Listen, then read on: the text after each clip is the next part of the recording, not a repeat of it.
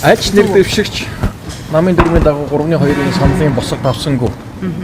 Одоо хэрэг асуудлыг тэгээд ярилцж байгаа шүү. Сайн нэг журам батлсан гэсэн шүү дээ. Эхний саналуураа 50-аас дээш авсан бол тэрний дэвшиг дахин саналуураа намын дөрм байгаа шүү дээ. Намын дөрмөн дээр их хурлын чөлөө цагт намын баг хурал, намын даргын орон гарсан тохиолдолд дээд гишүүдийн 3-2-ын саналаар ерөнхий сайдыг намын даргыг томилно гэж.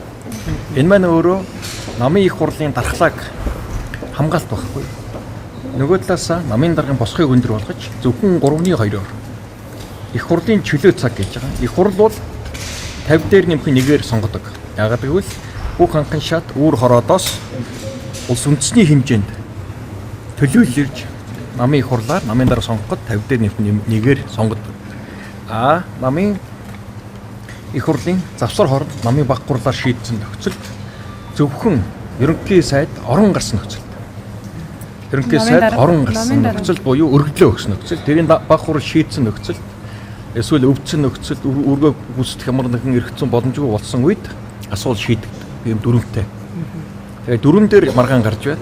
Тэгээд энийг нэг маргааш дахин үргэлжлүүлэн хуралдах байхаа гэж бодож байна. Ерөнхий сайд занган шийдвэрийн үслэгээр гараад болж байгаа юу? 56.1% саналыг Улсын хурлын дарга амар баясгалан авсан гэсэн мэдээлэл энэ үнэн. Би сайн мэдэхгүй. Ямар ч жоохон зөрөө гарлаа. Хяналтын тоолго хийгдэж байна. Хоёр нэр дэвшигч аль нь ч дөрмийн дагуу 3-2-ын босго давсангүй.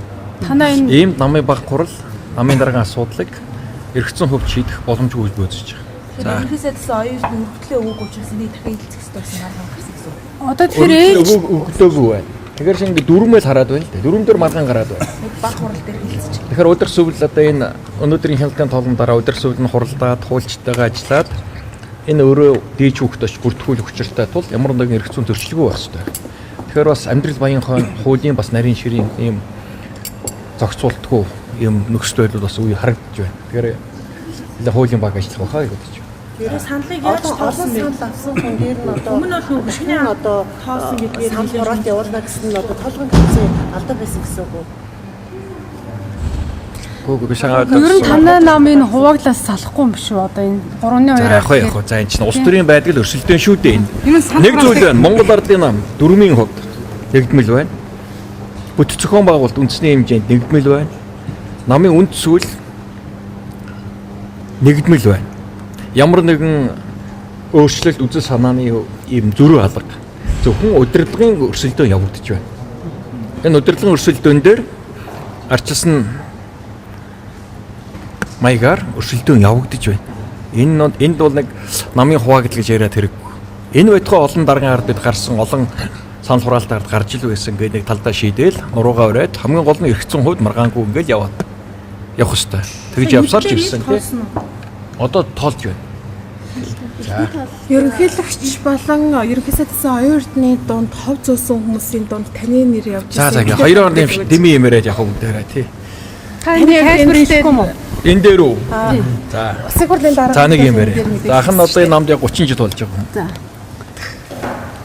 Түүхэрвэл амруулсан баг сургууль сурж байхад би намын гишүүн болцсон. Намын одоо өөрчлөлт шинжилтийг хийх ёстойгоо явж исэн. Нөгөө талаас ерөнхийлөгч би үндэсний айлбэдэн зөвлөлийн нарийн бичгийн дарга төрийн тэргуунтайгаа гадаад хэргийн сайд Баццэг тамгын дарга Содбаатар за тэгээд ерөнхий сайд оюун эрдэнэ хэрэглэхийн газрын дарга Гамбар Усгалан гэдэг энэ усууд ярьдаг газараа ярьдаг асуудал байгаа шүү дээ. Тэрийг л ингэж нэг асуулгаж яриад хэрэггүй. Байнга бид нар ярилцдаг, санд бодлого солилцдог. Бүх юм хуулийн хүрээ.